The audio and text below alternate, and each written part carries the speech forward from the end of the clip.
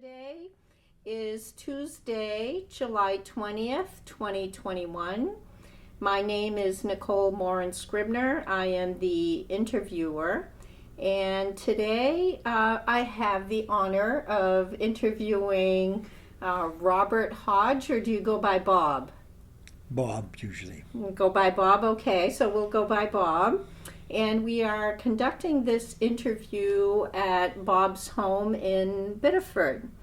So I usually start this interview at the beginning and ask you to tell me what year and where were you born? I was born in Biddeford in 1931, October, and I've lived all my life in Biddeford, 7 different locations. I married a local girl. So I didn't know much about because I lived on State Street when I was very young, so I don't remember that at all.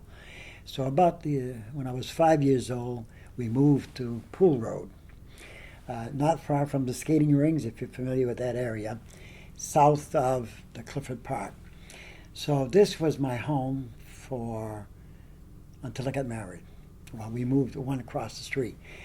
But I loved it because it was next to the woods. It was outside, and I spent every moment I could get outside. The winters were pretty interesting, a lot of snow. So I developed an interest in skating at the skating rings. I used to skate at the Silver Skates because it was cheaper to skate there than the other one. The Westbrook skating ring started in 1920 something. And if you ever noticed it, well, probably not now, it's all grown up. But when I was growing up, they had these toboggan runs besides that. So the toboggans were very familiar piece in the 1930s until it kind of died out. So as I grew up, I lived across the street. Lived in back of the house was a gully, and then further than that was a place we call like Stone Crusher. You never heard of the Stone Crusher?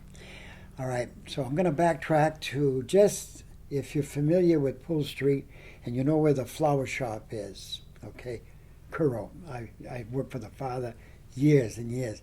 Before that, there was a house, and in front there was the name of the company that owned a quarry.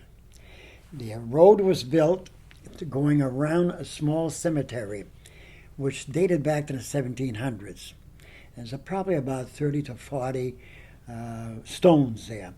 So I lived next door to that. So you follow that road around until you get to, we called it the Stone Crusher. The Stone Crusher was a big, huge building in the woods that crushed stones. In the summer, particularly in the summer, we could hear the whistle blow when they blew up part of the rock formation. They drilled into a rock, blew it up, crushed it into pieces, and it was a huge structure. It had timbers, mostly timbers, and metal, and they would break the walks down. So that was interesting to me as a boy. I was 5, 6 years old and heard the booms and saw the dust. So I would get there. My parents didn't mind, I guess. I just get there maybe about 300 yards, 200 or 300 yards into the woods and then into the pathway. Interesting enough, that pathway continued to a place called, and I'll show you, Second Base. You ever heard of Second Base? It was a ball field in the woods. It was built by either the CCC during the 30s or trying to think of the other organization that built. It was part of Roosevelt's thing, and that all young people. And they built a field, mind you. They excavated a field, and they put up a backstop and everything there. So that was kind of interesting for me, even though I was only 5, 6, 7 years old. It was a ballpark, with everything, a backstop and everything, in the woods. You could get there by car. It was kind of rocky. So this was my background. In the spring of the year, in the summer, I would roam the area, which is south part of Clifford Park. You're familiar with Clifford Park, I'm sure. And I would spend time there alone sometimes and then with friends. There was also a ski trail that was built by the CCC, Civilian Conservation Corps, sometimes in the 1930s. I don't know when. I discovered the trail because it started at the very top of Clifford Park, the highest point, and it would wind its way down and come right near the cemetery. So if you get a background thinking about that, I had the skating rinks to get busy with, skated.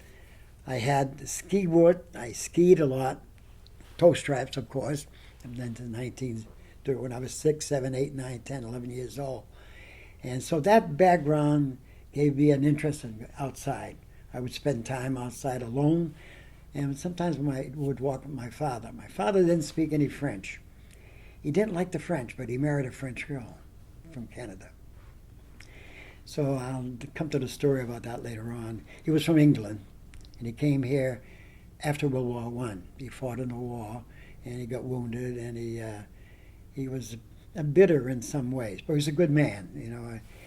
Anyway, this is where I spent my youth, skating, until eventually I grew up big enough to join a hockey club.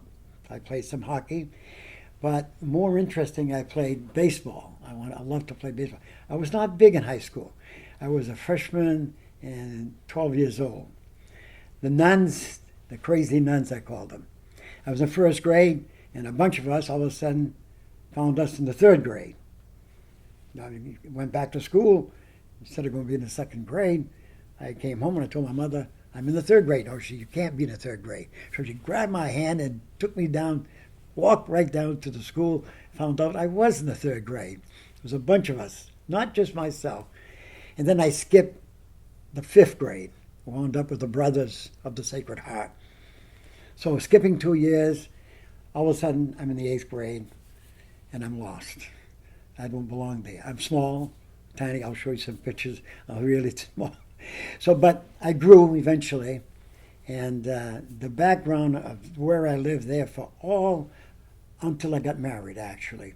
So it was my background. I worked for Nick Curro way back when I was about 13 or 14, and beyond that, as I go forward with my age, I have proof of I played baseball. And then eventually baseball kind of died, and we had all these leagues forming in softball after World War II in 1947, 48, 49. So then I played softball.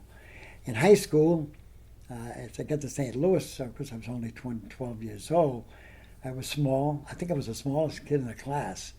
And when I was there, everyone would look bigger than I was.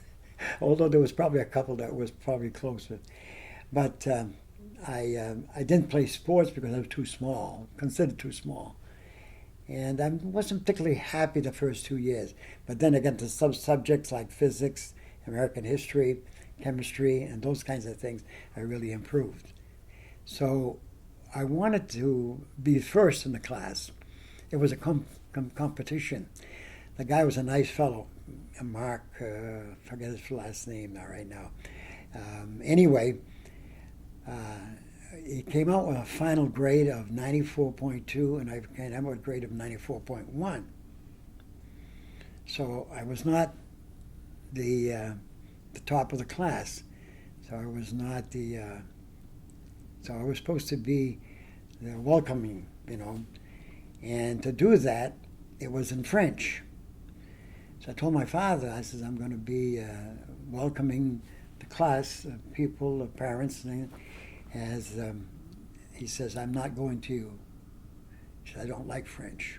We never spoke French at home, never, except when he was in the mills, when he was working, and we spoke with my mother in French. I had a small family, only one older brother. That's all it was. And back in those days, families were 3, 4, 5, and 6 and more. You know, Guy Gullet came from a family of, I think, 12 or something like that. So I went back and told the brother, I says, I can't be the salutatorian because my father will not come to the graduation. So he said, okay, we'll move you out and appoint somebody else. That's why I come. I was not the salutatorian. I was not the valedictorian by 1/10 of a point, and I was so damn mad. But that's okay. So from there, growing up, I worked at different jobs. And when I graduated from St. Louis, I thought I would. I loved physics and chemistry, and I aced everything there. Not bragging, that's the truth. I even have the records. So I told my parents, I said, I want to go to college. They were shocked. And they looked at me and said, Bobby, you don't go to college. They had a limited education. My father, I think, had third grade in England. My mother, I'm not quite sure what she had. So he said, you go to work. So I went to work for a carpenter because I had been working for him. There was a house next door to me that was being renovated, and he hired me to do general work, clean up and bust walls. So I went to work as a carpenter. I worked that summer, and then at the end of the summer, there's a guy across the street by the name of Letellier, Joseph Letellier, plumbing. And Joe had a stepson, and he was going to college. So he said, you want to come to work for me and learn the trade? I said, great. I wasn't learning anything carpentry. So I went to work for him, and I was learning quite a lot about plumbing. The following spring, it was 1949, things fell apart. We had some kind of a slump in the economy all over the country. It was caused a recession more than a depression. So he says, my son is coming back from college, and I don't have enough work for you. So that was it. By that time, I was still 16, and I couldn't find any work. I picked blueberries, I sold them, I worked a little bit part-time across the street. And my parents, when I started working, I'm going backwards, expected me to pay $15 a week for board and room. That was the par, I guess, in those days, you know. So I was disappointed I didn't go to college. I was disappointed that my parents were not enthused about that. They thought I had enough education being in high school. But I was too young, and I didn't know much of anything. So I kind of just rolled the poles. I did work that I could find work, and I couldn't find any work in shops that hired at 18 because of laws. Then finally in the fall of that year, in 1949, I got a job working in a shoe shop in Kesslin. And I did day work, and when I could do piecework, I made some money. I had to pay the driver to get there. I had to pay my parents $15. So I did that for about a year. And one day I was walking to the MacArthur Library in Biddeford. I used to go there on Saturday, and my grandparents lived adjacent to the park. In fact, their land was bordering on the park. So I would go see my grandparents, and I would have lunch with them on a Saturday. They wanted me to go there. I wasn't that far apart, a couple hundred yards, and they would give me a dime. I don't know why they give me a dime. Sometimes I helped them in the fields, you know, because they had a fairly big garden. So I would go spend the 10 cents in City Theater to see the movies. But I used to go to the library. So on my way to the library, that one day I met a Boy Scout executive commissioner. I was a Boy Scout for a while, back when I was about 11 and 12, 13 years old. And he used to take me skiing, because I loved to go skiing, and I didn't have any money, didn't have any car, didn't even know how to drive. So we used to go different places. I even went to Mount Washington, and skied in Mount Washington when I was 16, down the ravine. And but then we had some bindings, you know, on the skis. I love skiing. I could ski all the time. That was my favorite winter sport. Hockey playing, skating was a secondary to that. So anyway, he said, what are you doing? I said, I'm working in the shoe shop. He said, you don't know. You're smart enough to do something better than that. Well, I said, my parents don't want me to go to college. I says, I got no guidance at St. Louis, and back in those days, they didn't have any kind of vocational, you know, you graduated, that's it. If you were a son or of somebody that owned a business or a doctor or a pharmacy, those people automatically went to college. The rest of us went to work. So he said to me, he said, you ever think about becoming a teacher? And I said, no, not really, no. So I said, why don't you go to Gorham State Teachers College? He says, it's pretty cheap up there. So I didn't think about much about it, and I parted my ways. I went my way to. So later on that summer, I wrote to the college, to the dean, to president of college, not a big college back then. And it took quite a while. Then he sent a letter back, and he said, send us your ranks. He says, you attended what kind of school? I said, a Catholic school. The guy was a diehard Protestant. He didn't like Catholics. So I didn't know until about a week before school started that I was accepted. So my father was against that. He was against me going to college. So I took my clothing, what I had, and I got up and walked to Saco on North Street and bummed a ride.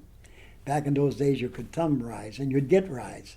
And I wound up in the college, and I stood there in line to process the entrance, and you couldn't stay there because it was all a girls' dorm. And in those days, it was all a girls' dorm. So they had a list of places in town where you could go live for $4, something like that.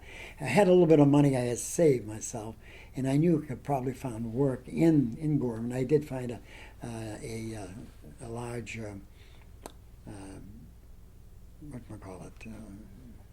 a place where you raise plants.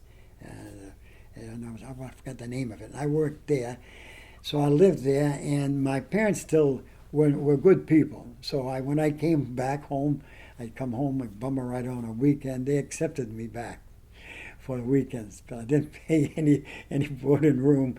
So I did that for 3 years until I got to learn how to drive. I was 20 years old. I was old. Everybody else learned to drive. And from there, I drove. I had bought a car for $125, and I drove to the school back and forth. And then I did my student teaching in the town of Scarborough, and then I graduated. When I graduated, I saw they posted the signs for Biddeford. I thought I could teach in Biddeford, but the opening pay in Biddeford was $1,900. My girlfriend, which lived about a half a mile from me, lived on Lafayette Street, which connects us to Poole Street. Not far. In fact, her mother was a relative of the Goulet's family that lived further down on Clee Street. So I got to know Nancy, and it was like a childhood sweetheart, she called it that. I knew her from the age of probably 16 or 17. And so we started to go steady, go to the movies. So it was time for us to get married. And when I told my mother I was going to get married, she started crying. She always wanted me to become a priest. She had money. She inherited money from my grandmother. And she would have paid anything for me to go to school. She had told me that before that. And I said, no, I don't think I'm not made out to become a priest. Maybe a father of some children later on, maybe, but not a priest. So she was very much opposed to marriage. My older brother never married until both my father and mother was dead, and then he got married at the age of 50. He stayed home all the time. Yeah. So that summer when I graduated, I said, how am I going to get enough money to furnish a wedding and so forth? So somebody told me, says, why don't you check Cushman Baking Company. I don't know if you ever heard of that. Probably not. It's a baking company that comes out of Portland. It's defunct now. And they sold very good pastries and breads of all kinds. So he said, you can make money, Bob. I said, really? So I applied and was hired. And he says, well, where do you live? I said, I live in Biddeford. Well, he said, you have to pay for a truck, $4 a day. And he said, we provide you with the truck, and then you have to buy the goods. And we charge you after you've bought the goods. You can only return breads, certain items. You can't return pies, cakes, and things like that. So he gave me a room in Wells Beach. And so I went there and I did extremely well because there was a clientele from Sanford that spoke Sanford that had owned cottages on the beach. And a lot of them came from Quebec and stayed there for the summer. La Bonne would come with them. And I walked out there and I would speak in French with them. I made sales. When the guy was the guy that was supervisor, he says, I want to go with you and travel with you because says you're making double the sales that ever occurred in this run. He said, I want to know what you're doing. So I said, okay. And he hopped in with me. And when he got to Wells Beach, and he knew why I was doing well, I was speaking their language. They loved me. Get out there. So I made far more money than I would ever make teaching. They wanted me to stay in the company. By that time, I had gotten a job.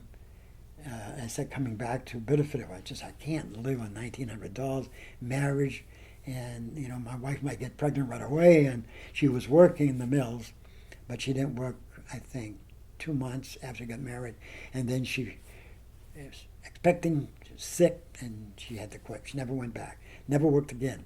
So she became a mother of 4 children.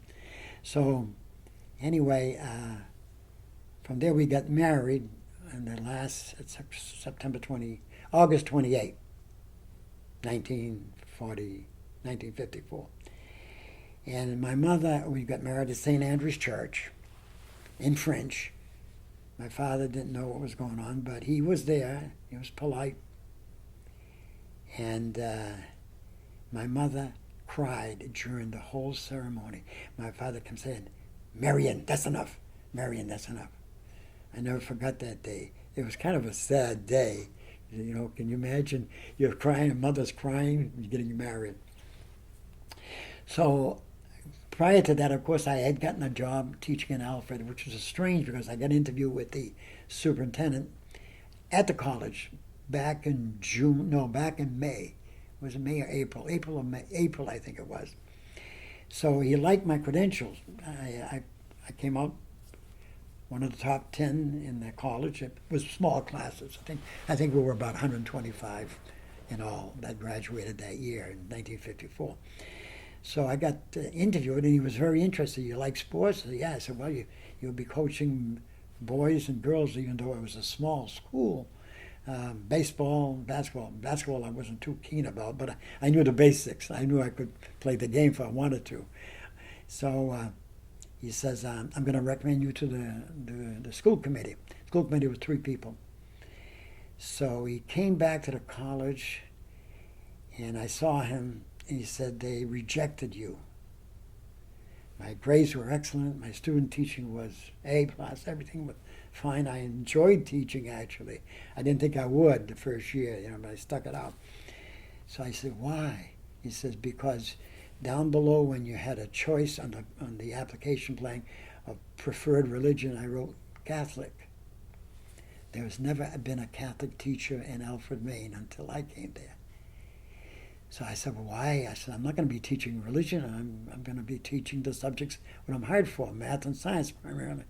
He said, they want you to sign an affidavit that you will not teach, and if you do, you'll be fired on the moment.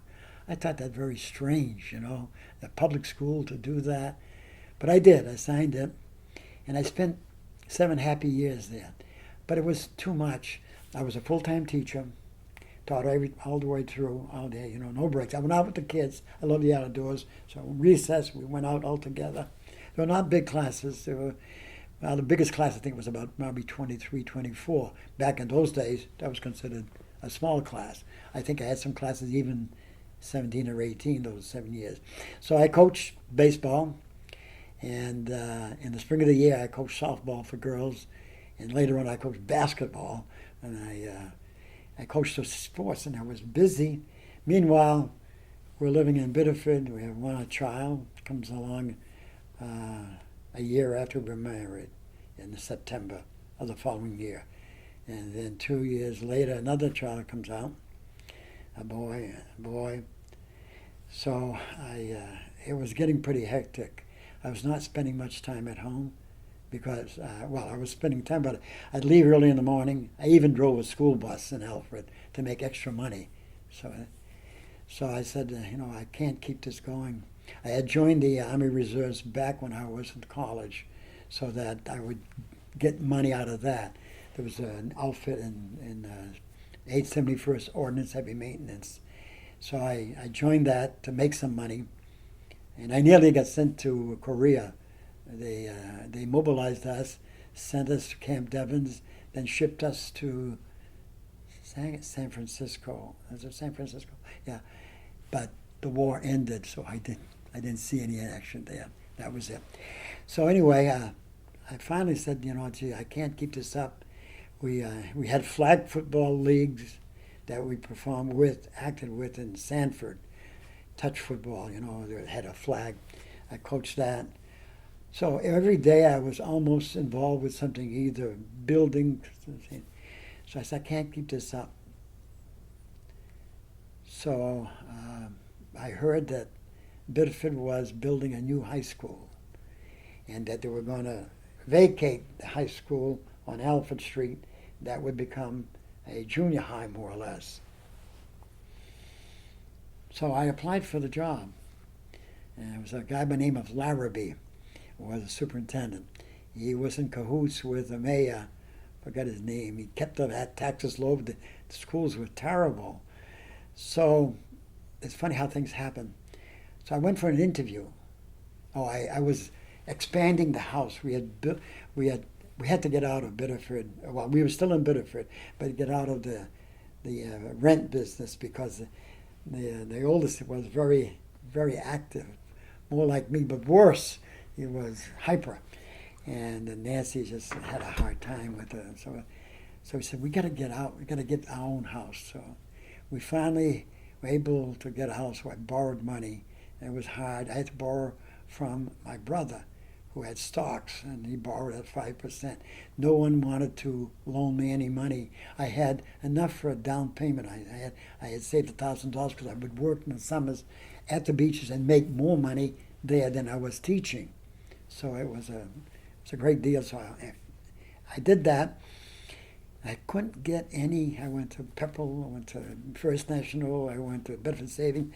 They said, you are a risk to us because you're the only worker. Your wife is a homemaker. You're only earning so much money. You're earning only $4,000. You can barely make ends meet. You have to work summer and go. So I couldn't get a loan. But my brother at 5% gave me the loan so that I could buy that house on the Alpha Road. You know where the Bedford Crossing is? I had a house there, a small house. And the upstairs was not opened up. So I moved there in the winter. It was near Christmas, the day before Christmas.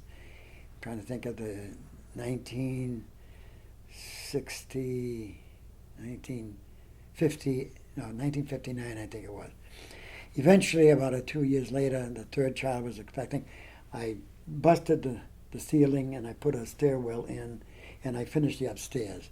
So I had some skills in carpentry enough to make a go of it.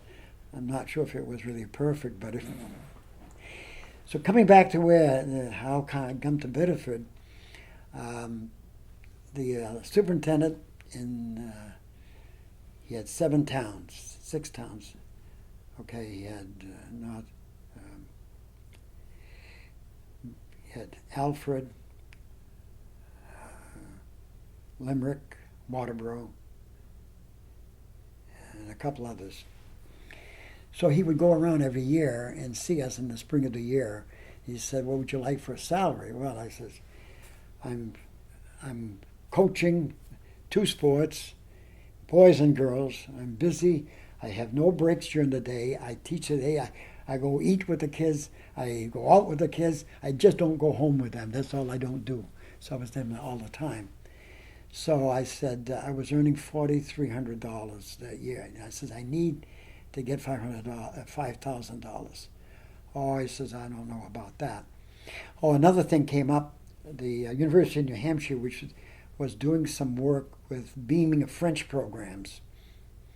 And straight, so we're not, I think we're like 60 miles, air miles from the University of New Hampshire. So someone contacted me, I don't know who it was, and he said, can you speak French? I said, of course I did. I said, I've had 10 years of French. I said, I can write and speak French. So he said, would you be interested in teaching French? So I said, sure.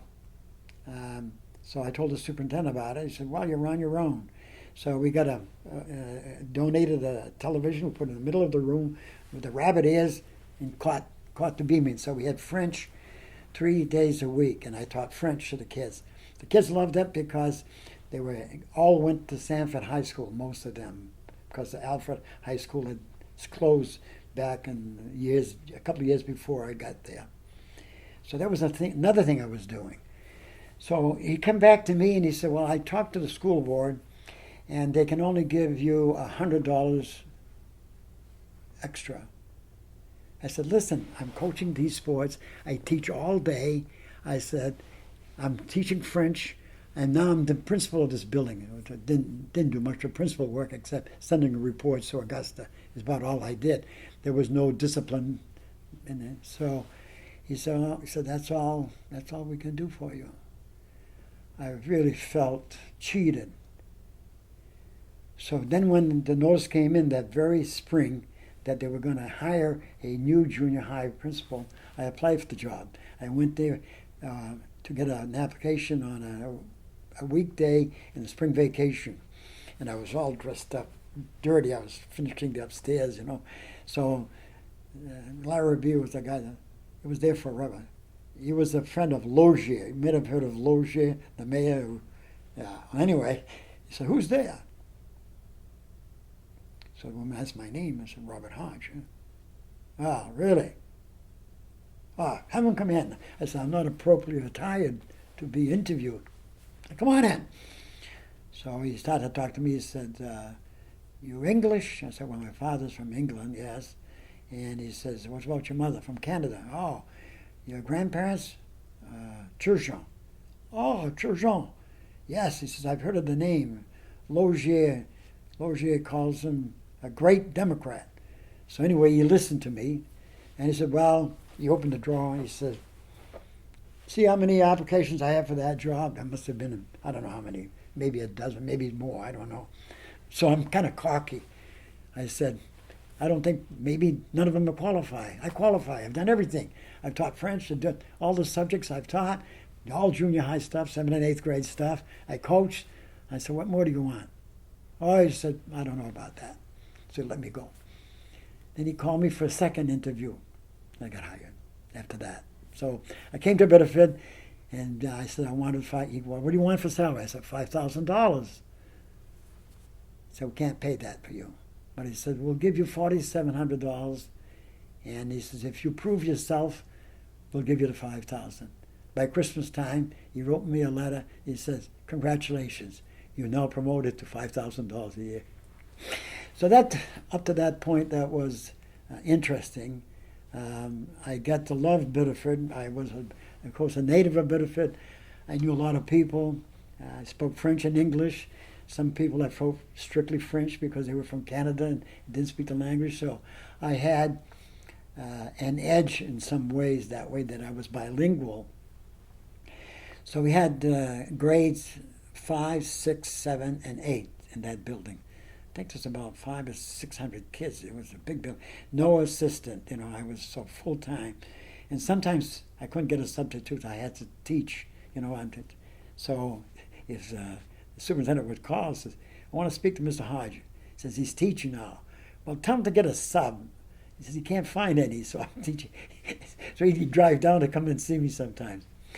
So then I matured and I grew, and we had a 4th child in the summer of 1961. I came to Biddeford in 1961, and that year we had a 4th child. And the funny thing happened, I was in the reserves. By then I was staying to the rank of Sergeant First Class. Ye gods. So I was supposed to go to camp, and I said, the camp when? He said, the last week in August, the first week of September. I said, I got a new job. I told the captain, he was a major, I think, when we meet in Saco. And I says, I can't go. He says, you got to go. So I applied. I said, if I read a letter to you, he said, we'll consider it. No, he denied it. He said, you got to go. I said, my wife's expecting we have no water, and we have a problem with a well. It's a short well. I have to haul water in the summer. We did it for years, until we had enough money to get a deep well. So he said, no, can't let you go, because I was teaching classes. So he didn't want to let me go. That was a reason, because I was teaching some classes in the on semi-weekly, well, every other week meeting. We had those meetings that were Saturday and Sunday. So I said, oh my God. I said, my wife was crying. She says, you were gone last summer when I just had my third child, and now you're going to be gone again. I said, can't do that. This is the day before you telephoned anybody. I didn't have a phone or nothing. I wrote a letter to Margaret Chase Smith. She was in the Armed Forces Committee. Very powerful lady. About after I wrote the letter, maybe a month later, in our formations, when it said Sergeant Hodge front and center. Front and center, rigid. Sergeant Hodge, you are highly denied, and you get out of here, pick your things, and leave. You're dispatched. Everybody looked around and said, what the hell happened? Well, I knew that something happened, because he would have done that. He must have been told, let this guy go. We're not at war. It's not the end of the world. You'll get somebody else to teach these classes. So I was able to be home for the birth of my fourth child, our fourth child. 4 boys. I got some papers here, funny papers. My cousin from England took these pictures, and I didn't know about it because I was working that summer. And this is my youngest one, and we lost him at the age of 25. Yeah, he was brilliant. This kid was smarter than all the rest of the kids. They all went to college eventually. The oldest one went in the Navy after he graduated from Bedford High. And I was kind of glad, because I didn't know if I had the money to send him to college. But anyway, he went to college, and the second one went 2 years later. They all went to college. The other one, this one here, served in the Navy, and then he moved to California, and we helped him by sending him checks periodically. But he had the GI Bill, so it was okay. This one here was brilliant. I didn't want him. He was going to St. Joseph's Grammar School. By then, the last 2 went to the St. Joseph's Grammar School. And I didn't want him to transfer to the public school, because it sometimes creates an issue, you know what I mean? He was extremely smart. I knew he was very smart because he had one of these Etch-a-Sketch, you know what they look like? He'd shake and he kept building things. He would do unbelievable. I could barely make a square. He could do pictures. He'd do everything. I said, this kid is smart. By the time he was about 8 years old, I was assembling a small library bench, with some partitions. And I was looking at the instructions, and he was not more than 8 years old, and he said, Dad, this is how it goes. He could see how it was going to be built. He was extremely bright. So when he was at St. Joseph, he started to disturb the classes when he was, I think, in the 7th or 8th grade. He was getting to be a problem because he was getting his work all done right away. So the nun said, so I got him aside and said, listen, David, you got to behave. So they decided they wanted to test him. And they tested him. He came with an IQ of 160. Oh, I said, oh my God. So when he came to go to school, high school, Bedford High, of course, St. Louis was closed back then, and I forgot what year now, he picked general course. I said, no, you're not going to pick general course. You're going to take college courses. Dad, he says, I don't want to do what you do. I said, you're studying every night. You're collecting papers every night. You're trying to get your master's degree and beyond.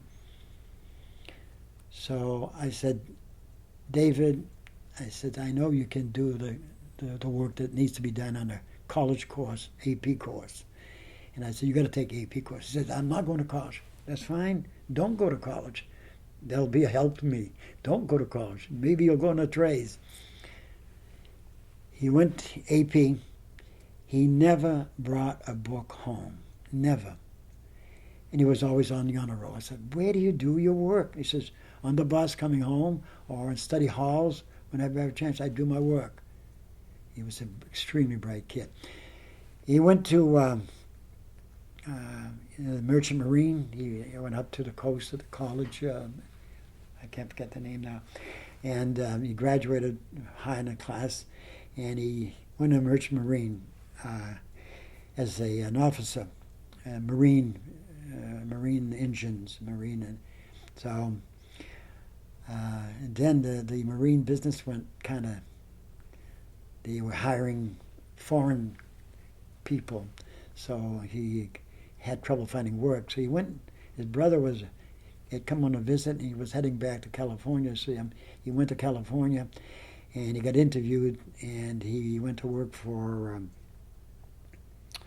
the insurance company, I think it was Liberty Mutual, as an inspector of plants, wood, mostly oil, gas, and some atomic plants, because he had the background that he studied when he was at Maine Maritime. So he did everything. He was smart. He passed all the tests there, and then what he would do, he would fly to different places in California, Nevada, and he was cleared to test. He was a skier, and he was the best skier in the family. I taught him how to ski. So he lived across the Golden Gate Bridge. You ever been to San Francisco? No, well, it's a very nice place to go to. He lived across the Golden Gate Bridge in a small town. And he would get up at 2 o'clock in the morning and pick up a couple of friends that were skiers in San Francisco and drive to right near the lake. I'm trying to think of the lake, where the Heavenly Valley was the name of the ski place. A 6-hour drive to get there. So he would drive there, and his two friends, male friends, and then they would ski all day, and he'd drive back. They did that for about a year. Well, not full year, but during the wintertime primarily, I guess. And the last time he dropped them off in San Francisco. He crossed the Golden Gate Bridge at about 2:30 in the morning, fell asleep, hit an abutment, and killed instantly. 25 years old. So it was tough to accept that. He was such a brilliant kid. He could paint. He could do anything. His brother was playing the sax. He said, "Let me try that," and he played the tune on the sax. He just had that ability. The only thing that he had trouble with was language. He had to take French language or Spanish, and he took French. And he did okay, but that was his only subject that he really had to work at it, So that's the only thing, but so it was tough. It was very difficult. So anyway, I can tell you a lot about the things I've done. When I was in Alfred, the kids there were good kids, and I said to them one day, I said, "Would you like to go to Boston and see the old Constitution, the Bunker Hill Monument, the Freedom Trail, and go to the Boston Museum?" I said, "Yeah." So I told the superintendent, I said, "I'd like to take this class." It was about 20 of us. So the parents agreed, and I said, "I want to show these kids what it is to leave the town of Alfred," and they went to Sanford for anything they did, and see another part of the world. So we got together, we raised some money, and we took a caravan of cars, and we went to the USS Constitution. We studied about that. We went to Bunker Hill Monument. We went to the Old North Church, the Old North Trail. Then we wound up, eating in town, and then going to the Museum of Science. So they enjoyed that, and I remembered that. So it was something that was not done usually by school kids. When I came to Biddeford, I think the second year, I said, I told the teacher, I said, "You know what? We got to take these kids out of this environment. All they think of is Biddeford. They've never gone anywhere." I said, "We've got to go somewhere. We've got to do something exciting. How about doing this?" So I told the superintendent, I said, "You got to raise money. We're not gonna support that." So we raised money. We hired school buses, 5 school buses, full with 40 kids, or 42 or 43 kids, and we did this for 3 or 4 years. until I picked up the ninth grade, freshman class. So then it became a deja vu type of thing, and it didn't work out, and we stopped doing that. But they were thrilled. I had some of the parents that refused to let them go because they had to get, an okay from them to make sure that they approved of this trip. And I would go to the parents' home and say, listen, this is a chance of a lifetime. These kids have not even gone to Portland, Maine. They've been stuck in Biddeford and Saco. Let's do something with them. Let's go and learn something. So we did exactly what I did when I was teaching in Alfred. So it was an enjoyable thing. The other thing I did was different. Back in those days, the winters were still pretty good. There was a ski place over here in the Mount, I'm trying to think of the name, down south of us of all places. It's now, there was a ski area, there was a rope tow and a T-bar. And I said, I wonder if they would do something, for the kids over here to learn how to ski. I'm trying to think of the name, and it'll come to me eventually. So they said, well, okay, we'll look into that. And they called back, and they said, well, for $2, we can give them the boots, the skis, put the boots and the skis, make sure the bindings fit, the skis, of course, and the poles, a half an hour class, and then they can ski for an hour, free after that, for $2. That was a deal, I thought. So all we had to do is get buses to get them there. And so we started to have one bus filled up. So we went skiing there. I had not skied because I had gotten married and skiing was out of the question. The kids came along. We went sliding and tobogganing, things like that. But we didn't go to any ski place because it's too much money. So the kids would go there for $2. A lot of girls would go, and I said, well, how come girls are going more than boys? Well, they were doing babysitting. They were earning money. Boys were not doing babysitting. So there were more girls that went, and they enjoyed themselves, and they learned how to ski. So we would go probably once a week, as long as condition were okay. Big A, Mount Agamenticus, just south of us, in Wells, York. So we did this for, I think, 5 or 6 years. I took kids from St. Joseph's School that wanted to do this, and they came over. They were not that far away. It took them along with it. And so it was an interesting thing, but then the weather patterns changed, and they were getting a lot of rain because it was facing, they weren't that far from the ocean. I think the air miles, they were probably about no more than 4 miles away. So eventually we had to stop doing that. But we did some weekend skiing, like a Saturday, took trips. So I did all this, volunteer with this, and my kids went along too that were old enough. I'm tired of talking. I got to get a break. I do all the talking. Well, this is telling your story. So what I'm going to ask you to do is just to back up a little bit. Okay. And so first of all, you said you were born in Biddeford. Were you born at home or born at a hospital? Or I was born at home. You were? Yeah. Do you know if it was a midwife, a doctor? Did they ever tell I think you there the was story? a doctor, from what I was told. I don't remember that. You don't? Yeah. Now, I want to find out a bit more about your parents, because sounds like it's a very interesting story. So you said your father came from England. Yeah. How old was he when he came from England? I think it was after World War One. I think he was probably, well, the funny thing about it, he came here before the war. He was 16 years old. He had an uncle that was some kind of a boss in the Purple Mills. My father came from a family of 10 in Ashton-under-Lyne, which is not far from Manchester. I've been there, saw where he was born and everything, where he lived. And the father died at 50 years old of lead poisoning because he worked for a Manchester Guardian, and he was the liner type. You had to hand all the little pieces of, back then it was not done automatically, it was done now, it was lead. He died of poisoning at the age of 50. So with 10 kids in the family, there was no welfare programs for them. So he was one of the older ones. They shipped him off, and he came here, and he worked. He lived with his uncle. I forgot the name of his uncle. It was not Hodge. It was another name. But it was an uncle that agreed to take him on, and he worked in the mills. I'm not sure what he did back then. So he did that until the war broke out. He came in when he was born in 1897, so he came here when he was, I think, 15 or 16. The war broke out soon after that.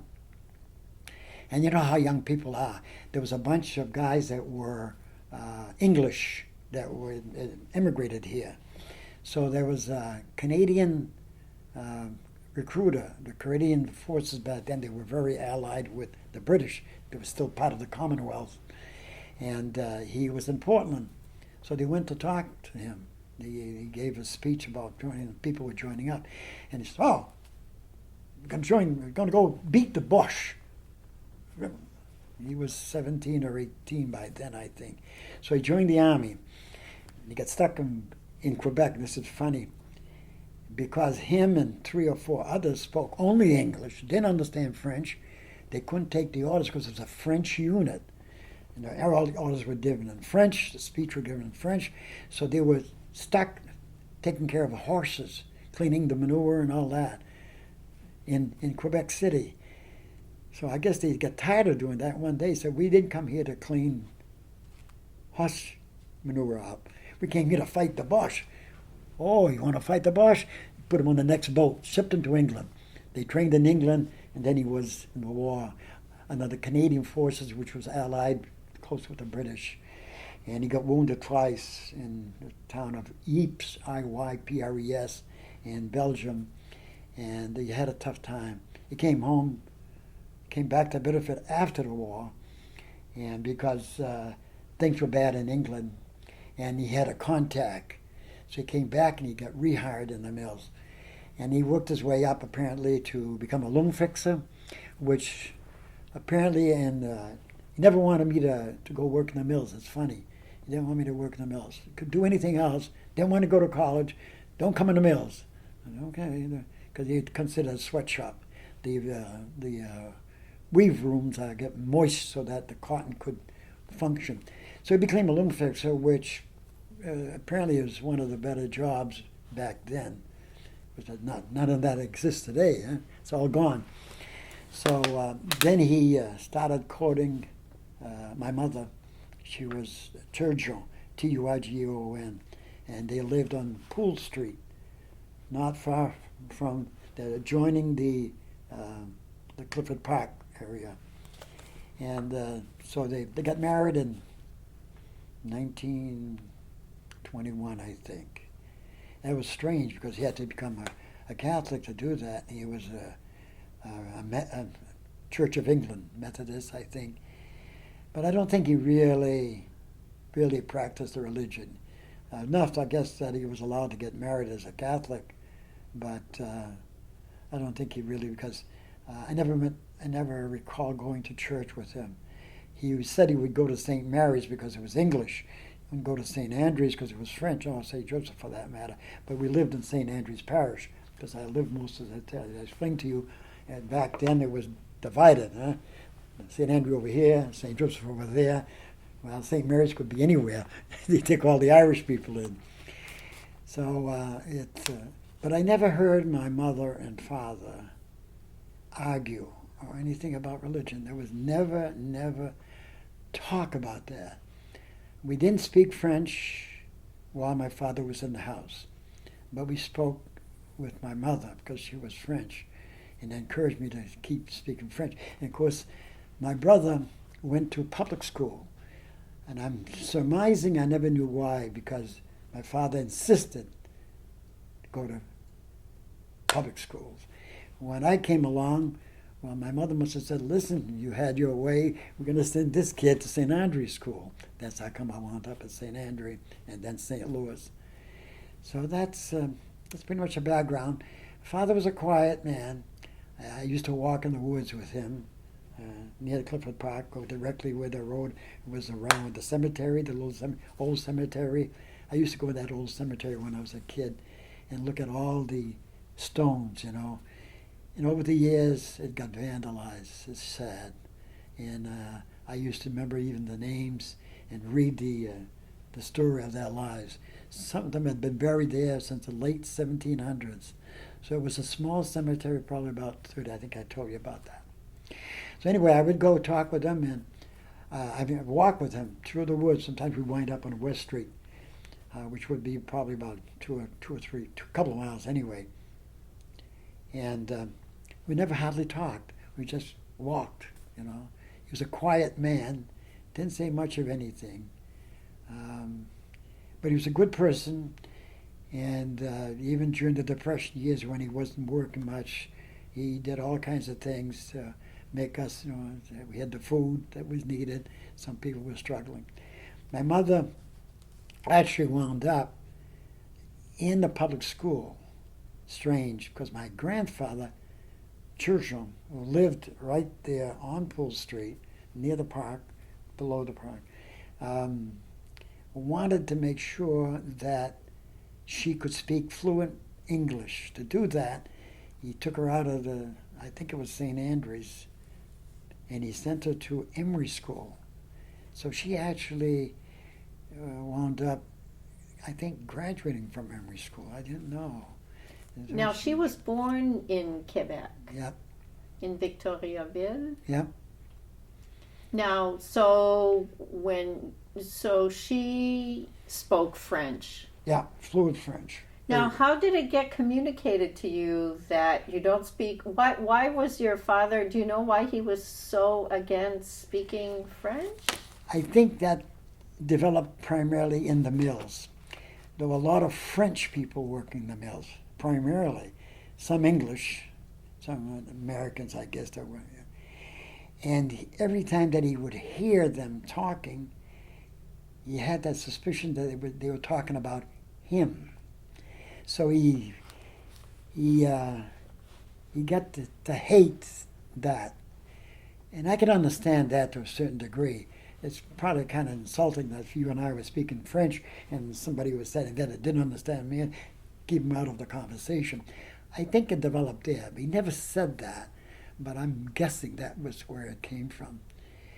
And the funny thing about it, whenever it'd be Christmas time, the Réveillon, and all those kinds of things that we did in the French, my grandparents visited, he never, ever went to see his in-laws, even though it was an easy walking distance. We would go with my mother, my brother and brother, and visit with my grandparents. He never went. He never said why, and we never asked why. So that's kind of a sad situation. I guess through the years he didn't like them. But he never said anything against them, never. But when we had a New Year's, we always went to see the grandparents, back in that traditional type of thing. He would go to Boston on the train to go see a hockey game or something like that. It's strange. Now, did he have any relationship with his family back in England? Oh, yes. When they got married, that's something I'm glad you mentioned. His mother was extremely poor, so he would send part of his wages, I guess on a monthly basis, to help her, because she still had a lot of children back at home, and I guess they were struggling. It was Depression time, you know, it was probably early 30s, 1930s, I guess. I don't remember. I was told that that's what he did, because my brother was 6 years older than I was, and he told. But he mellowed. He mellowed later in life, and when the children would go, he would try to say some words in French to them, and I'd always say, and so I didn't say anything. I let it go, and he would say to the kids, Parle-moi français. Parle-moi français. The kids all learned French, of course. We live in that kind of a background. But eventually, of course, except for the oldest one, he was just an unbelievable kid. That one, he went in the Navy, and they wound up on an island in the Mediterranean, a Greek island. So he learned Greek. He was there for a year. I didn't pay much attention to that. Many years later, when our son, the one that we lost, was working in California, we flew to California, rented a car, and we spent time with our youngest son. And then Dana, at that time, was living in the San Francisco area, outside of San Francisco area, a small town. And so he says he was a motorcycle driver. He would drive across the country, can you imagine, to visit us here. Well, no, when we were on the Alfred Road, went there. And he said, I want you to take a trip with me, go across to Vancouver. And there was a old train line that was a smoke bilge. It was like an old locomotive. It was antique, and they rode through the kind of forest for, I don't know how many, 10 miles, and stopped at a little village, So he wanted us to go there, and my wife wasn't too enthused about it. We said, okay, we'll go. So we all halt on the train, and we went there. We get to the little village, got out, we want time to eat. So we went, and he said, I want to eat over there, that Greek restaurant. Okay, we went to a Greek restaurant. When the waitress comes over, he speaks in Greek to the waitress. I said, sounds like all Greek to me. He says, it is, Dad, it is Greek.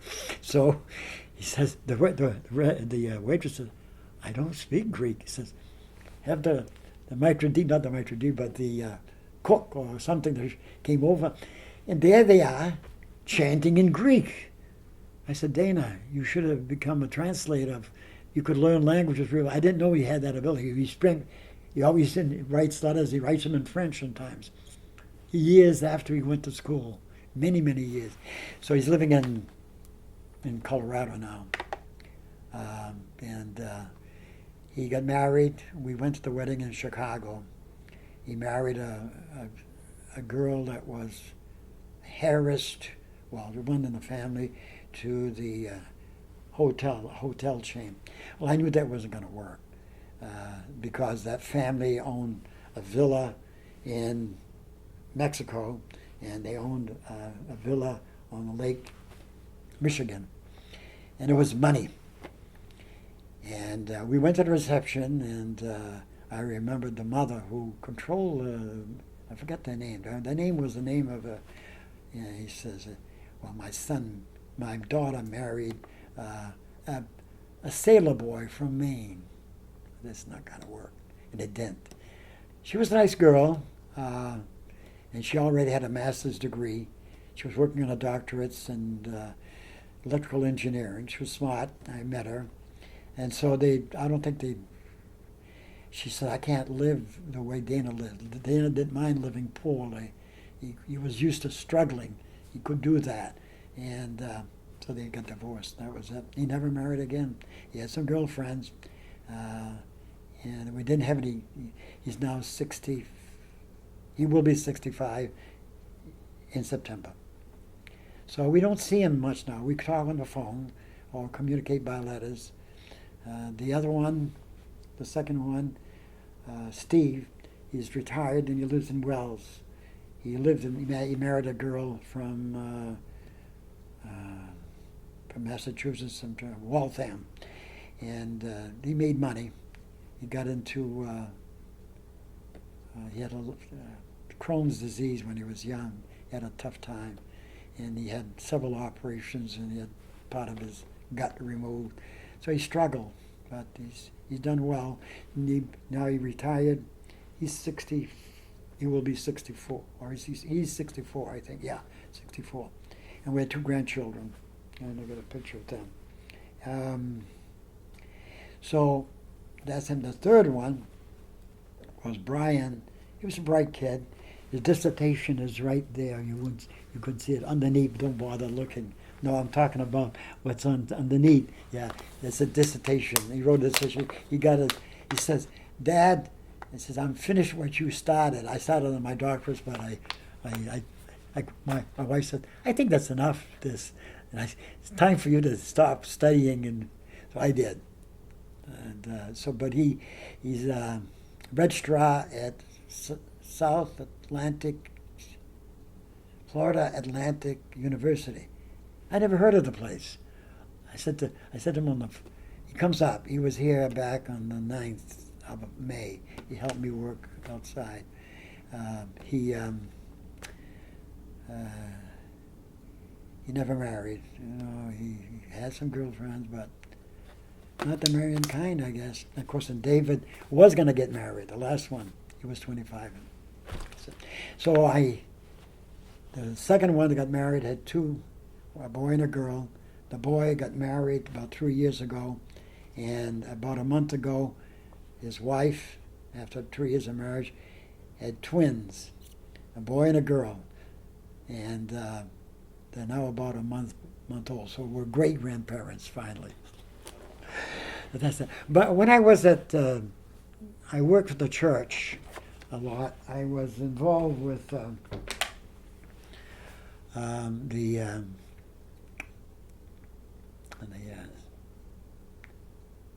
trying to think of the name now. And I for 6 years with the what do you call it?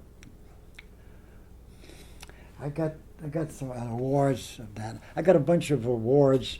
If you want to look at them later on, I put them all in the garage, hung on the wall.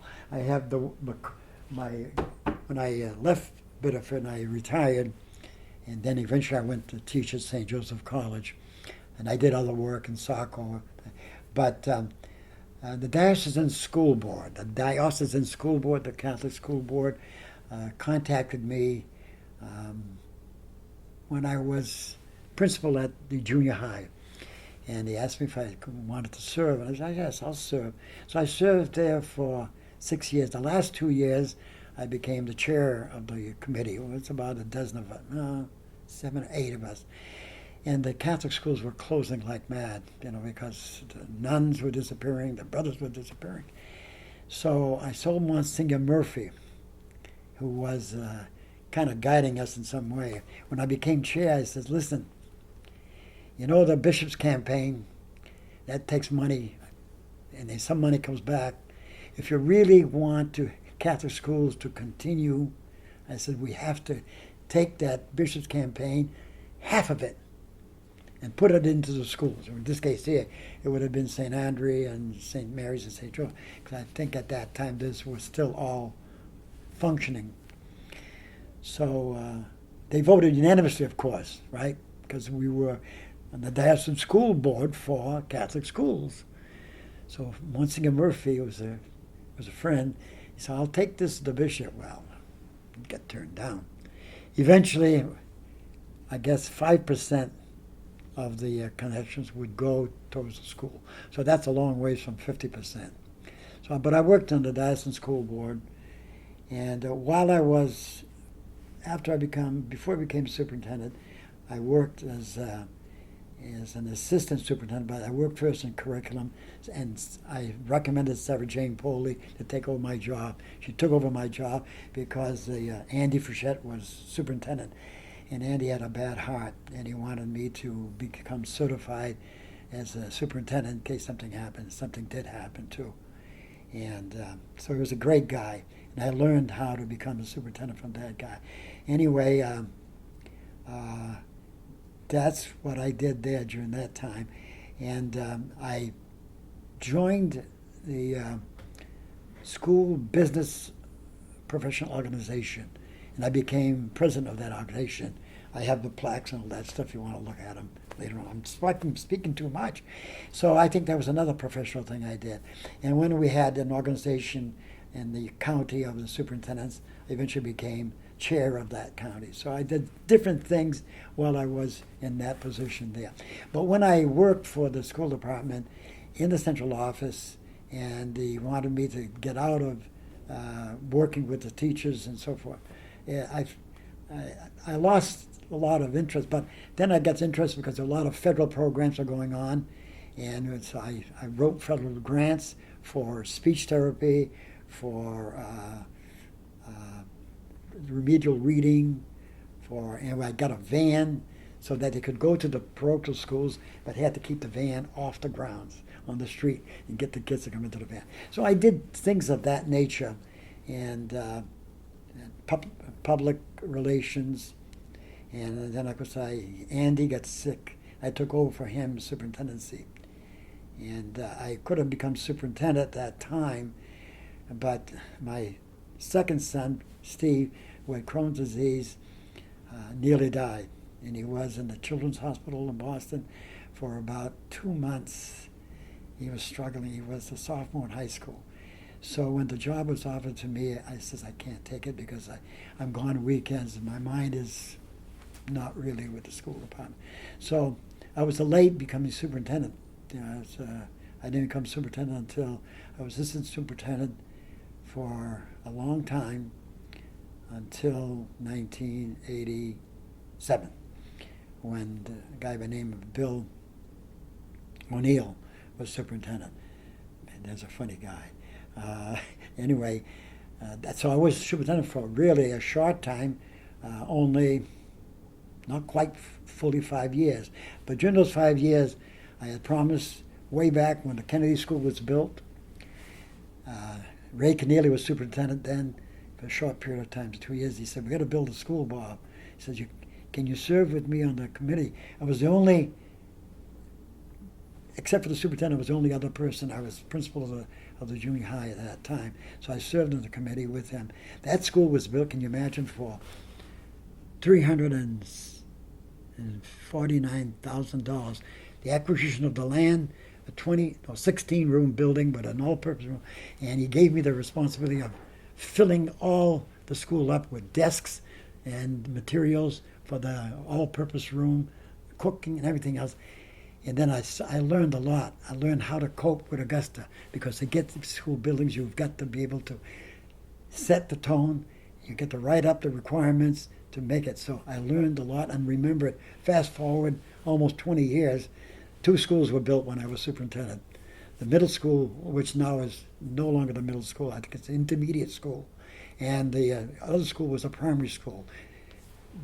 They were done, and the first one that was built, I went back and forth to Augusta to plead my case.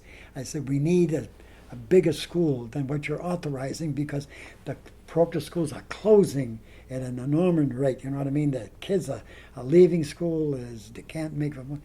They didn't listen. The second one, which came a year later, which is unusual to have 2 public buildings, because we were, in that time, it went by how rich your community was. If a community was fairly rich, you had to pay more of the school. In this case here, it was a 60-40%. 40% local, 6% for the state. Both those schools were that. So that school was built for $4.1 million. The primary school, which was much bigger, and if you've ever been to primary school, you know what it looks like, that was built for $6.3 million. So you can imagine how much times have changed. From a 369 built to million, and then now today, when they redoed the high school and they built a new middle school, it cost millions and millions. It's unbelievable. So in your career in the school systems, what did you find was the most rewarding? Working with the kids. When you teach junior high, that's a precarious age. They're always raising hell or doing something wrong. I could tell you many stories. I'd take you the rest of the afternoon.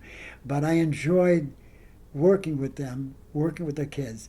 To tell you what I did when I first came, we were in afternoon sessions because the high school wasn't quite ready. So the senior high came to school in the morning until the Christmas vacation. So they had an institution called, you had to go to behavior. It was not called behavior. I forget what it was called. Tension, or whatever. And the teachers were responsible for that after school. I said, listen, you're excused from that. I'll take them over, which meant I stayed. We started school at noon and ended at 5. And by the time that October, November rolled around, it was in darkness. So those kids that were misbehaved had to stay after. And I would work with those kids, because those are the kids that needed the most attention. Most of them were misbehaving because the parents were seeing some problems. So I would work with them, and I found that very rewarding.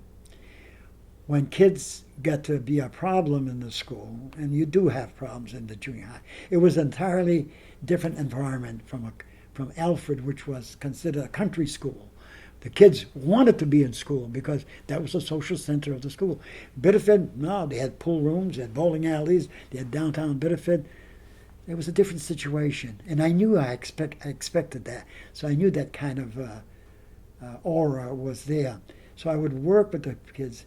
We had a truant officer, and sometimes the truant officer says, I can't make ends meet. I can't talk to these parents because they're French. And so I would go with them and sit down with the parents and explain the situation. So I thought I was kind of a social worker at sometimes. And I think that kind of work really interested me. When I became assistant superintendent, it was interesting, but I lost some of that touch with the kids. And I missed that. I missed the day being teaching. But I saw the need. I needed to earn more money to help the kids go to college. They all went to college, of course. And to do that, I had to climb the ranks. It was that. Or become a salesman for a book company. They wanted me to go up north and sell to the French in Aroostook County. And I said, I'll be gone too many days. I couldn't do that. So that's the reason I went that way. And I think I did okay. You know what I mean? As superintendent, we moved things. We had to close the old junior high on Alfred Street, which was a terrible situation because there was no grounds there. And the Emory School was archaic. And I explained to the school board, and they said, it's not meeting the schedule, the requirements of safety. That's too much money to put into these schools. So I got somebody to help me out, authorize and find out how much it would cost to rehabilitate the Emory School and the junior high. It was just outstanding. So we wound up building new schools, and that was the reason why. So I can say to you that I always enjoyed probably more working with kids. But I enjoyed the other work because it was the end product, and it also gave me a chance to work with school board members and try to develop a more cohesive. I had written, after I retired in 1991, I didn't do anything for several months. I traveled throughout Europe. I went to, Nancy and I, we had the means then, because I retired at 60, which was the full retirement from the state. Not a big amount of money, but I knew that I could do other things. I could work as a business manager, and I did in Saco School System for a few years. After that, I became superintendent there for about 3 months because somebody was fired, and I took over the superintendency. And at the same time, I was teaching at St. Joseph College, which didn't pay much, but it was something that I interested in doing because it was trying to get people interested in teaching that were qualified to teach. But anyway, coming back to all of this is that I always miss. That's why with student teaching, I used to get back into the different schools because I'd monitor the teachers. But I missed the contact with students. And even though when I was just principal of junior high, I got into the classroom, from time to time, and I always enjoyed that. Enjoyed kids that had trouble in school, Have you seen changes in the student body over the years, in the composition of the student body? The times have changed, of course, and it's a different age now than it was back then. But I get a kick out of students that I've had in the old junior high from the years 1961 to 1970, when I was, you could call it, promoted to be an assistant curriculum coordinator. And so I guess that's all junk stuff. I don't know where I give that. So I think that I always wanted to stay in education. It's funny, I wanted to be something else in life. I wound up being a teacher instead. But I missed the contact, as I told you before. But some of these people still remember me. It was just last week. I was in Hannaford. I do all the shopping now, of course. Someone said, "Hey, Mr. Hodge, you remember me?" And I look at them. The last time I saw them, they were 14 years old. Now they're 60 years old. I said, "No, I don't." They gave me the name. I said, I tried to recall some of them that I knew better than others. So some of them still recognize me. So that's kind of an interesting thing. And I see that every now and then.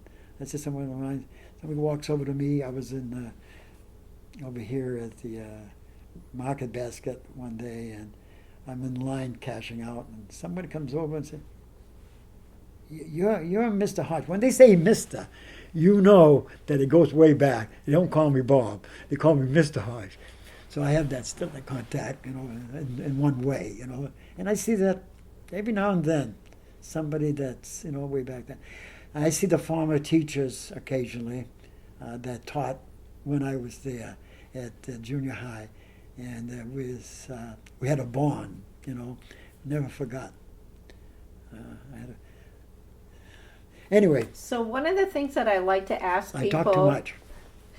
One of the things that I like to ask people is their experience or what they remember of like some major things that occurred. So, for example, you would have been. You mentioned something about the Great Depression. You were living during that time, yeah. and how what is your recollection of how you experienced that? I remember the Civilian Conservation Corps and the other corps that built a sidewalk on Pool Street.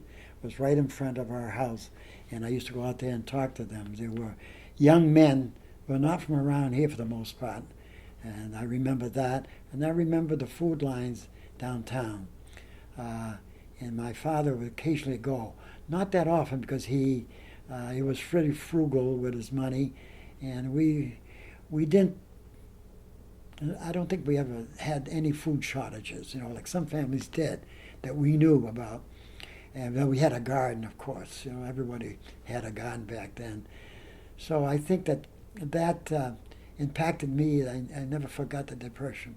I read a lot of stories about the Depression, and I'm sure you have too. It was a tough time in America, and it affected every community in this country. But I remember the lines downtown, and I'm trying to put it was here near City Hall, I think. And I didn't participate in that because we had food, we had enough to get by. My mother never worked. Yes, she did. When I was out of high school, I think, she sold hats. She liked to sell hats downtown. There's no more hat shop down Biddeford. There were 2 hat shops back then. So another one that I think you would have been a teenager at the time was the big fire in 1947. Oh, I remember that. I was a senior at high school, and they closed the senior class down, and they sent us with Indian tanks. And the Indian tanks you carry on your back, and you got squirt with water.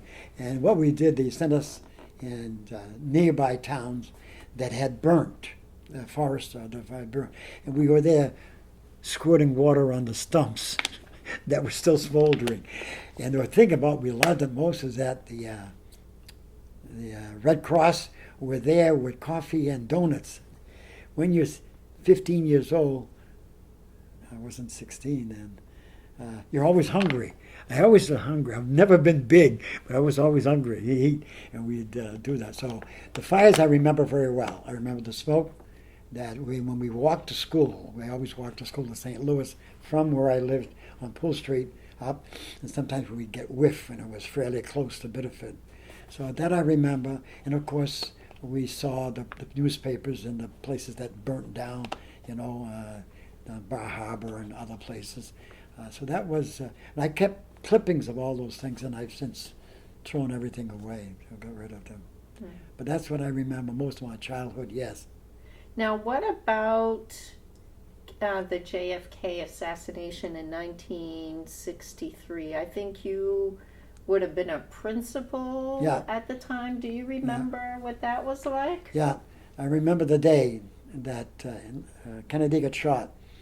I was in my office. It was a nice warm day. It was in November, of course. November, I forgot the date now. But my wife called me, and she said, President Kennedy just, there was a TV on the Alfred Road. We had dead rabbit ears because we didn't have cable over there. They didn't bring cable. That house, by the way, we sold it because after we lost our son, she couldn't live there anymore. So we had enough money then to put a down payment for this new house, and we moved out of there. That house we sold for $112,000. That house was sold to the developers for $650,000, and they threw the house down, of course. Anyway, I've digressed here. Yes, that's that day. So I announced it on the PA system. This is a very sad day that we've lost our president. And I think the next day, I forgot what day it was of the week, schools were closed. I know the next day, I remember that. So it was a terrible time. Now, in terms of Vietnam, where again you were in the school system during that and during the draft, were you affected by seeing, some of the students being drafted or them talking about It's a terrible war, and I had some students that I had in Biddeford that died in that war. But I was, of course, too old at that time to serve. I was out of the reserve. No, I was in the reserve through that period of time. The Korean War, I was nearly involved with. And then I stayed in until 1961 in the reserves. So the Vietnam War was ongoing, but it was not really a hot issue. It was a terrible time for America. And I remember students from the junior high were old kids, and they had a kind of a broken home. And I would say to them, well, join the service, and you'll get an education out of that, and you'll probably be a better life. And so I helped some of them, but some of them I regretted because one of them died in Vietnam. So it's tough to take. You see a kid you knew, and you consulted with and helped with, and then they died in Vietnam. It's a terrible time. Now, something else, where you went to St. Louis, what was your perspective when you heard about St. Louis closing? When I what? When St. Louis High School closed. Oh, that's something else. The Bishop's campaign was started in 1970, I think, or 69. So I had, as I told you, I had served on the Diocesan School Board, and I was still on the board, I think. I'm not sure now. I'd have to think about it. But they wanted volunteers to go to talk to different people to raise money for the Bishop's campaign. And boy, did we get a beating if we went to a house, that had students at the high school, and it was closing. He said, the bishop wants to raise money. Why doesn't he help St. Louis High? The St. Louis alumni belonged, of course, for all those years. And we had reunions. In fact, I've got some pictures, some crazy pictures. Right over there. I'll take some pictures of that. Yeah. That in there. So I've always was close. We have reunions of my class of 48. We had a 25th reunion, a 50th reunion, a 70th, a 60th reunion, and even a 70th reunion. And that's it. We're down to, our class was 30, 28, 30, I think, when we graduated from St. Louis. And I have a lot of fond memories, of course. They had great football teams. I didn't play football, but I cheered for them. I love all sports, no matter what. And so it was hard to get it across that they couldn't keep on with the money expenses, and you had to go to a lay teaching which was too expensive apparently.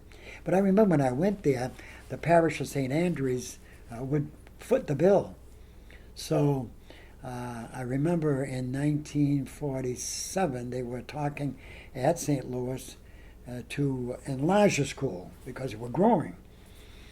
And I remember one of the principal of the school took me aside. I was a senior. He says, "We heard a rumor that St. Andrew wanted to build a school because it was still prosperous for boys and girls, separate, of course, high school."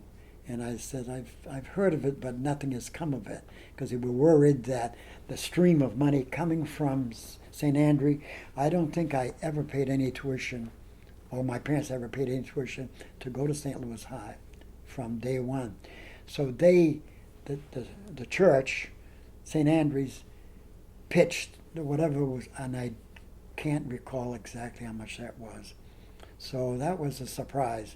And when I told the principal, because he was worried, along with those people that were responsible to build this larger school, and then he built it, and I think the girls started to team together, which was a good thing, I thought, because they were using the old Birch Street School, which was an old public school. It was a terrible place. So that was a sad day, and it created some real hurt feelings with people that just couldn't understand the economics of the whole thing. You know, that why did it have to close? Why did this have to happen? Why didn't the bishop come to the rescue? And those are some of the unanswered questions, of course, to this day, why they didn't support the school, because it was a thriving school. It was a good academic school. The only thing I can say that when I went there, there was nothing at the end of the year when you were a senior to guidance, you know. There was no guidance at all. You either was connected to somebody who had parents that already went to college, or were a lawyer, doctor, a business owner, or whatever. The rest of us didn't know, just went to work. Mm-hmm. And anyway, it didn't matter, because my father and mother said, "No, you go to work, Bobby. It's time to stop paying board and room over here." That was the feeling of it. Now, talking about closures, how does it feel to be living through seeing like St. Andrew's Church close? I love St. Andrew's because I used to act in plays. I have information that I was in plays. Here's one of them in the first grade. I'll have to take a picture of that. Yeah, I'm the first one. I'm small. I'm on the first one on that side. And the funny thing about it is this: in the play, we learned to sing in Latin. And mind you, we're 7 years old, okay? And the nun would walk around and said, she'd come close to me, "Robert, tu chantes très mal. Chante pas. Seulement rouvre ta bouche, mais pas de son." Oh my God, it was a killer. You're 7 years old and you're told you can't sing. So I didn't sing.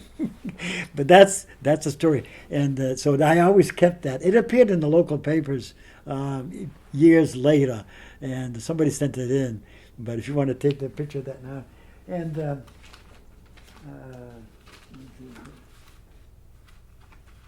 and I had a few pictures of it. Well, this is, I don't know, that's my, you already have a picture of me, I think. Yeah, I'm gonna take pictures of these once we're finished with the interview. Yeah.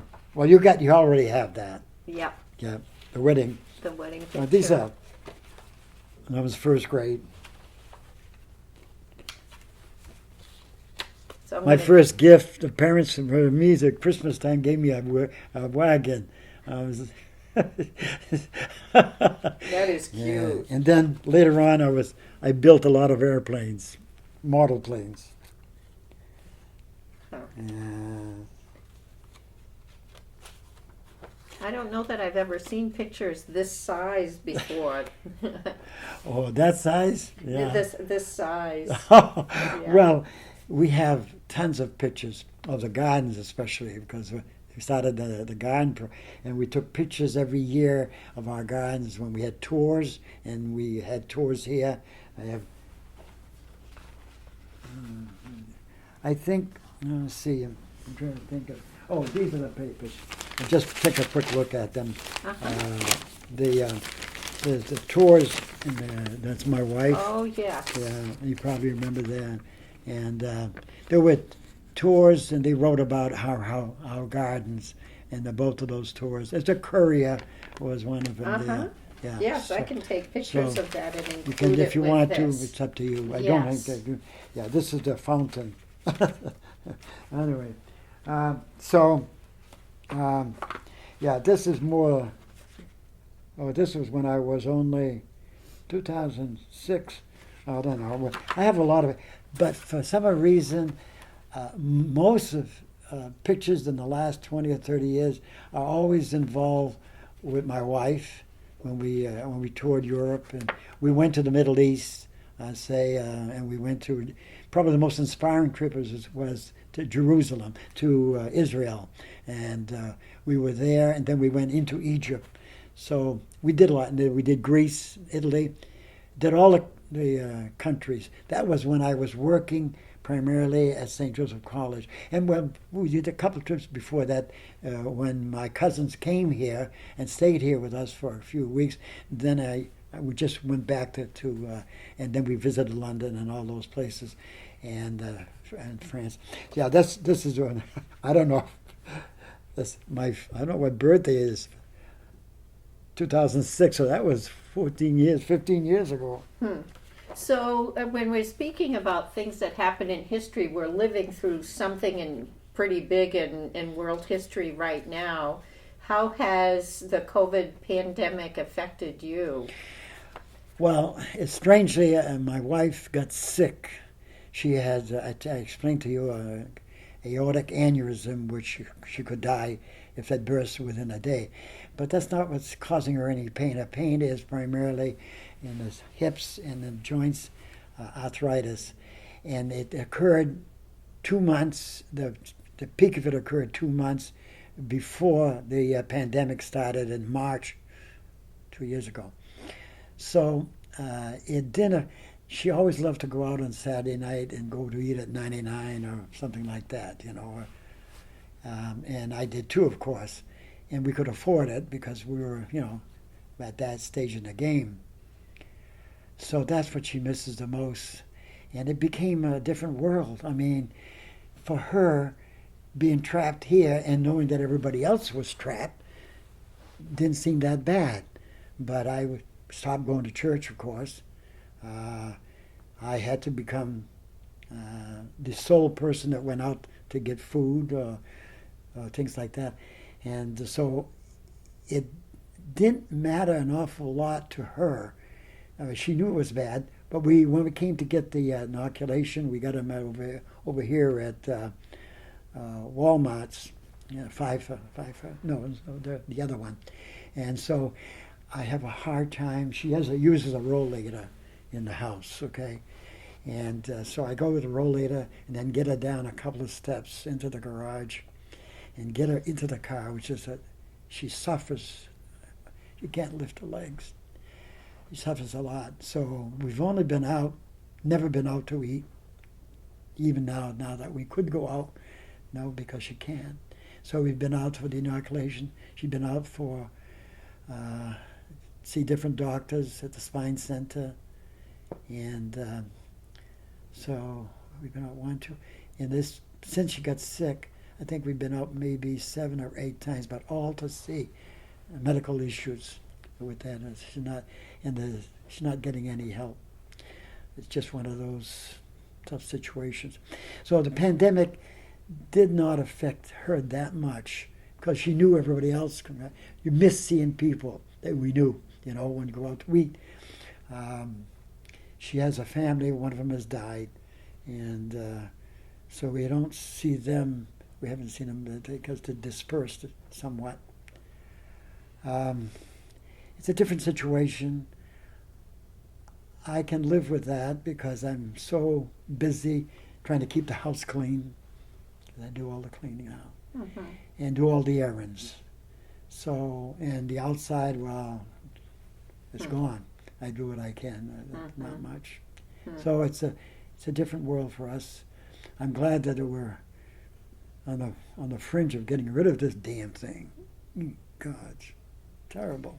So, kind of looking to start wrapping this up, how do you think Biddeford has gone through a lot of changes? What is your perspective of where we are now? So when I was a kid and growing up, when we got married, I'd go downtown and we had the 5 and 10, Kresge's, Newberry's, Woolworths, and there was a downtown.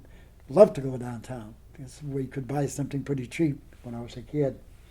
So the downtown changed dramatically, and all of that went away. But it's really renewal. In fact, the mayor sends me messages, and he said, "Have you seen? Has Nicole contacted you yet?" I said, "I don't know Nicole. She hasn't contacted me yet." But he would send me messages. You know, I had him as a student at the old junior high, way back in the '60s. Nice guy, smart guy, Alan, and he became a teacher too. He taught at Biddeford High School. So the pandemic has not affected me like it affected some other people, simply because of my situation. I think I'm here, and this is where I belong with my wife to help her. We ate together. She doesn't dress up. She dresses up in a nightgown and a bathrobe, and she always liked to dress up. It's just hard on her. Hard stage to go through. And so then to the question I usually like to end on is, what is something that you'd want to make sure that people take away from hearing your story? That's a hard question. I don't know. I probably, at my age, I'll be 90 in October. If I lived 90, it's to say, what was it like way back then when I was growing up? The ski trail that probably nobody knows about. A few kids that I got interested in skiing remembers they're deceased now. Nobody would know about the ski trail. Nobody. Second base. I have stories about being placed at second base. I was in many different teams, baseball and softball, and we played at second base. And one of these mentioned that the game was held at second base. When I mentioned second base, nobody looked at me funny. What's second base? It's all grown up. We went there long after I got married, with some of my sons. We took a walk through the woods from my my father's house on Pool Street. We were living on the Alpha Road, and we made it, and I couldn't actually find it. It's all grown up. Big trees. I mean, time changes everything. It was near the Westbrook Falls. We could hear the falls when we played the games. So that's something that the Stone Crusher, when I mentioned Stone Crusher, they don't know what we're talking about. And I'm sorry I don't remember the name. I think it was an Italian family in Biddeford that owned that, and they sold rocks for roads, essentially. Of course, that all came to an end in World War II, when that broke out, and I don't think they functioned after 1941. I know that closed the road, and then young people started to go that way, and they would be drinking, causing all kinds of problems. And unfortunately, that cemetery took a beating. People broke and took off with from what I understand, it was a sad time. So I see a change downtown in Biddeford, which is now great. It's unbelievable what Biddeford has done. It's like a rebirth, And when you looked at the mills back when they had all closed, oh my God, my father worked there for 40 years, I think, something like that. And he never wanted me to go to work in the mills. Funny, huh? He didn't want me to go to college. He didn't want me to go in the mills. I never did. And my brother went to work for Sokol Shops, which became so small family. I'm proud of Biddeford now. I think that they've come up like the raised from the ashes. You know, when Biddeford State they got the burning place there. Merck. And that's terrible. You know, to say, well, it's a dumpy town. You live in Biddeford. Huh. When I was teaching at St. Joseph College, I taught some kids from up in Aroostook County. They were French names. Great kids, hardworking kids. And they say, where do you live, Mr. Hodge? I live in Biddeford. Oh, Biddeford. We went there. We took a trip there with some friends from the college. And all we remember was a place where we got a great pizza. And I said, it must have been Alex. He said, yeah, Alex Pizza. That's all they remembered about Biddeford. That was back then. Now I don't go downtown very often. I don't have reason for. I go to City Hall to register my car, and I don't go downtown. But I did go. And Nancy said, "Chica, what do you love Chinese food?" And the one Rin Tin Tin buffet closed. They never opened back, I guess. So we used to eat there occasionally. So I said, "Well, what about Happy Dragon?" And so I said, "They're still functioning?" I said, "I think so."